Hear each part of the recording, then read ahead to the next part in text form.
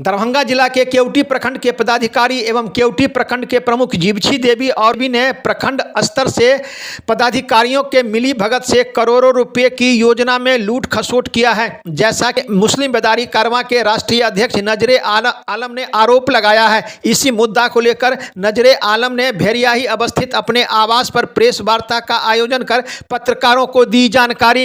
इन्होंने कई कागजात भी जो राशि का उठाव हुआ है, किस प्रकार से योजना में लूट खसोट हुआ है और कई योजना के बनने से पहले ही राशि का उठाव किया गया, इसके लिए इन्होंने पत्रकारों के साथ प्रेस वार्ता करके इन्होंने दी जानकारी। अब आइए सीधे ले चलते हैं। देखिए यही सड़क है, जैसा कि इन्होंने तस्वीर भेजा है कि इसी सड़क पर जो है सो सड़क बना ही नहीं और राशि का हो गया उठाव।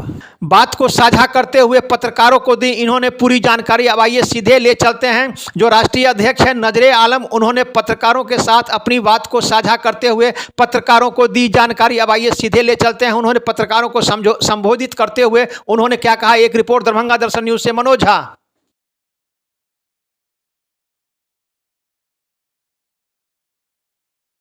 केवटी प्रमुख जीवछी देवी जी हैं, उनके द्वारा लगातार जितनी भी सरकारी योजनाएं हैं उसमें भ्रष्टाचार किया जा रहा है। बहुत सारी योजनाएं ऐसी है जिस पे बंसारा में एक सड़क है, उस पे 2 महीना पहले RWD2 द्वारा जो है पिचिंग किया हुआ है, जिस पर ढलाई के नाम पर बिना ढलाई किए हुए 13 लाख से अधिक की राशि प्रमुख द्वारा उठा लिया गया है। दूसरा, जो सरकारी पैसा है जो प्रमुख के द्वारा डायरेक्ट समिति सदस्य या जो भी योजनाएं होती है जिनको पैसा दिया जाता है, उसमें इन्होंने अपने 2 बेटा और सास के अकाउंट में भी इन्होंने पैसा भेजा है, जो सरासर गैर कानूनी है, असंवैधानिक है। किसी भी कीमत पे आप अपने परिवार के अकाउंट में सरकारी पैसा नहीं भेज सकते हैं।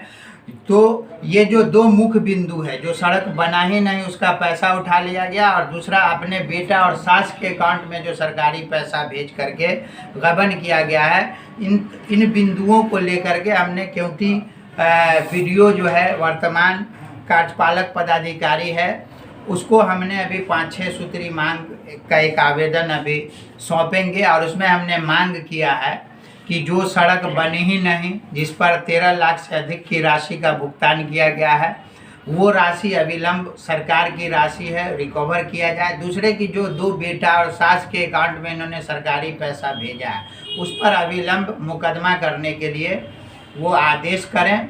अगर इस पर वो नहीं कोई आदेश करती हैं तो ये समझा जाएगा कि वीडियो पे भी पहले से आरोप लगता आ रहा है कि कहीं ना कहीं वीडियो की भी मिली भगत है, और जो BPRO है, जो कई योजनाओं का जिसमें अनापत्ति प्रमाण पत्र मिला भी नहीं, स्वीकृति भी नहीं मिली, और वो कार्य पूर्ण कर लिया गया है और उसकी राशि उठाई जा रही है। लगभग हम समझते हैं कि 1.5 करोड़ से अधिक की राशि बिना स्वीकृति, बिना किसी योजना के में अनापत्ति प्रमाण पत्र मिले हुए ये प्रमुख जीवछी देवी और उनके जो बिचौलिए लोग हैं, जो ठेकेदार हैं, उनके द्वारा सरकारी पैसों का लगभग 1.5 से 2 करोड़ रुपए का गबन किया गया है। हम चाहते हैं कि जो पदाधिकारी हैं या जो पंचायती राज विभाग है उसके द्वारा इस पैसे की रिकवरी की जाए, और जो बेटा पुत्र के अकाउंट में पैसा डाला गया है उस पर कानूनी कार्रवाई करते हुए मुकदमा दर्ज किया जाए।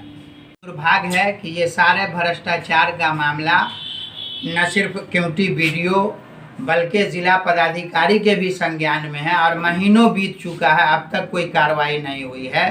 तो हम आज पुनः जो है केवटी वीडियो को एक आवेदन सौंप रहे हैं। 5 सूत्री 6 सूत्री मांग है। अगर इस पे 1 सप्ताह के अंदर कोई निर्णय नहीं होता है और मुकदमा दायर नहीं किया जाता है तो हम न सिर्फ प्रखंड स्तर पे, जिला स्तर पे भी आंदोलन करेंगे और फिर सरकार तक इस बात को ले जाएंगे। किसकी मिली भगत आपको इसमें लग रही है?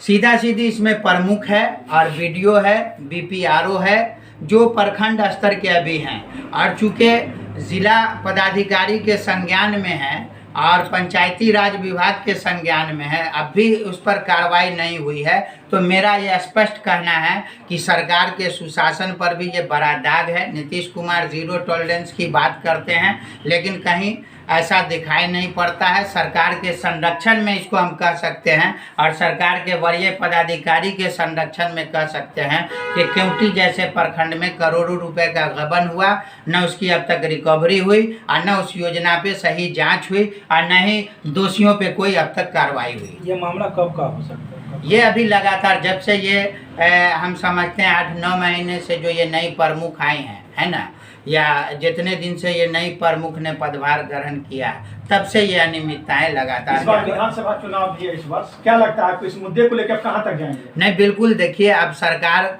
की जो योजना है जिससे आम जनता को फायदा होना चाहिए, ये आम जनता का के लिए विकास कार्य होना चाहिए था, जो नहीं हो रहा है। तो मैं इसके लिए लड़ाई शुरू से लड़ता रहा हूँ, आप लोगों को मालूम है।